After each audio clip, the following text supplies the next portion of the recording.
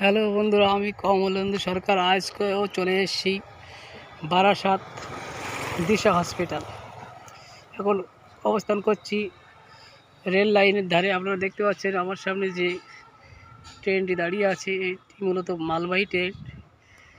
এই এই গাড়িটাতে এসছে ফার্টিলাইজার।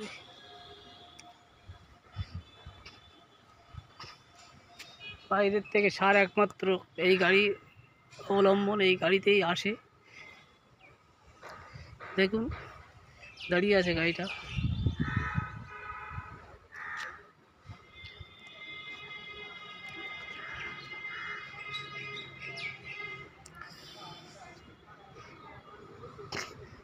দেখা যাচ্ছে না, এক মাথার থেকে আরেক মাথা দেখা যাচ্ছে না, এত বড় গাড়ি।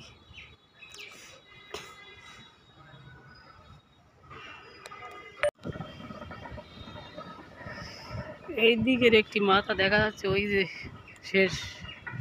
আর এই দিকের মাথাটা দেখা যাচ্ছে না, মনে হয় স্টেশন অবধি চলে গেছে।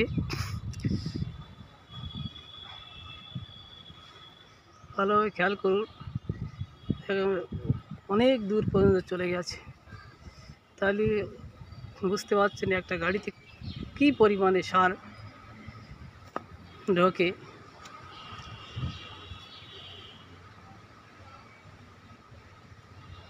এইদিকে সব লক করা আছে, ওই দিক দিয়ে মালটা